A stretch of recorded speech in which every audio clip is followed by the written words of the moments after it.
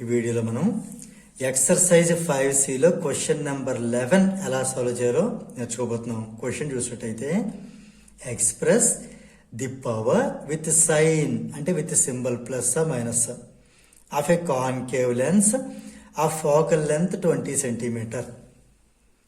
ఇది మనకి సింబల్స్ కనుక మనకి గుర్తుంటే ప్రాబ్లం చాలా ఈజీగా సాల్వ్ చేసేవచ్చు.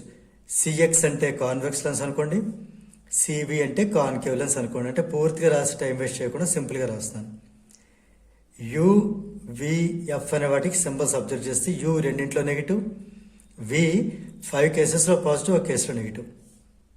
ఇక్కడ వి నెగిటివ్, ఇక్కడ ఎఫ్ పాజిటివ్, ఇందులో ఎఫ్ నెగిటివ్. జాగ్రత్తగా అబ్జర్వ్ చేస్తే 3 నెగిటివే కాన్కేవ్ లెన్స్లో.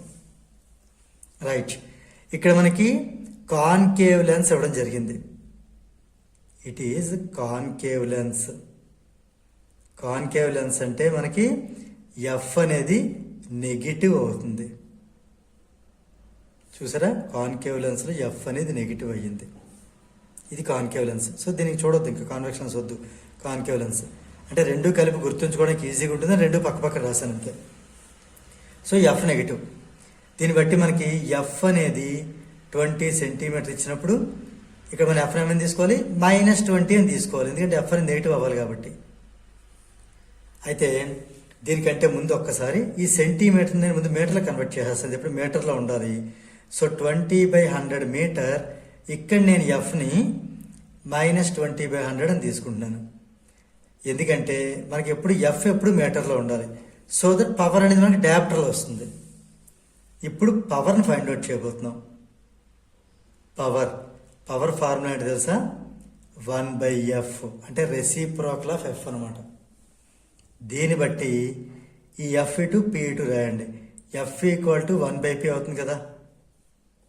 ఇప్పుడు ఈ రెండు మనం కంపేర్ చేస్తే ఇది 1, ఇది 2. ఫ్రమ్ 1 and 2 ఏమని చెప్పొచ్చు మనం?